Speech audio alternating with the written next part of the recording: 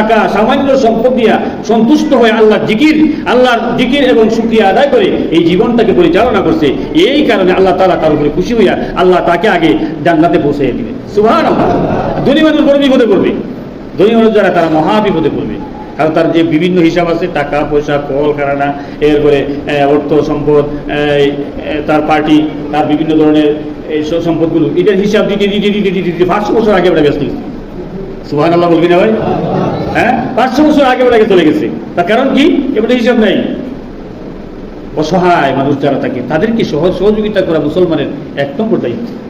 যারা সহায় সম্বলশালী মানুষ আছে, এদের জন্য উচিত অসহায় মানুষ যারা তাদের পাশে দাঁড়ান। ঠিক কিনা ভাই? হ্যাঁ, রাসূলুল্লাহ সাল্লাল্লাহু আলাইহি ওয়াসাল্লাম যদিও গরিব ছিলেন, হালতে গরিব, কিন্তু উনার চেয়ে গরিব মানুষ কেউ ছিল না। উনি ছিলেন রাষ্ট্রপ্রধান। কি ছিলেন ভাই? রাষ্ট্রপ্রধান ছিলেন, কিন্তু গরিবিয়া দেখতে কিছুই নেই। আল্লাহর নবীজি কোন একদিন বাইতুল মাল থেকে, বাইতুল মাল মানে রাষ্ট্রীয় ব্যাংক অথবা রাষ্ট্রীয় গুদাম থেকে খাবার দিয়ে দিলেন, খাবার বিলাই দিলেন। সারাদিন বস্তা ভরে ভরে খাবার দিয়ে দিলেন।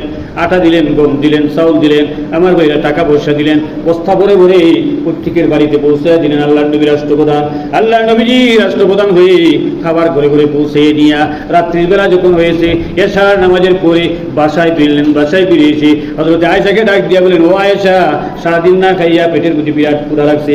আয়েশা গো, ঘরের মধ্যে কোনো খাবার থাকলে তাড়াতাড়ি আমারে দাও। আয়েশা ডাক দিয়া বলেন, ওগো নবীজি,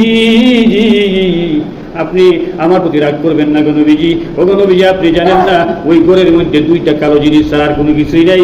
2টা কালো জিনিস হলো, ওগো নবীজি, কয়েকটা খাজুর আছে আর কালো পানি আছে। কালো পানি আর কয়েকটা খাজুর ছাড়া ঘরের মধ্যে কোনো কিছুই নেই। জুড়ে জুড়ে বলি সুবহানাল্লাহ। সারাদিন খাবার দিলেন, খাবারের বস্তা ভরে ভরে মানুষের ঘরে ঘরে পৌঁছায় দিলেন, কিন্তু নিজের ঘরে খাবার নাই। এটা রাসূল করিমের শিক্ষা, এটা আমাদেরকে শিক্ষা দিলেন রাসূল করিম সাল্লাল্লাহু আলাইহি ওয়াসাল্লাম। অসহায় মানুষ যারা হবে, আল্লাহ তাআলা তাদেরকে জান্নাতটা আগে দিয়ে দিবেন। সুবহানাল্লাহ। 2 নম্বর, নবীজিকে অনুসরণ যারা করে, যারা সবসময় প্রত্যেকটা কাজে নবীকে অনুসরণ করে। আজকে টুপি পরি কার অনুসরণ কন্যা ভাই? এই টুপিটা কার? রাসূলের কন্যা। এই টুপিটা কার? পাঞ্জাবি পরি কার? শার্ট পরলেও হবে, অসুবিধা নাই, শার্টও করতে পারবেন। যে সবসময় যে পাঞ্জাবি পরা হবে তা না, অর্থাৎ আপনার সত্রে আওরাত এগুলোকে ঢাইকা রাখা।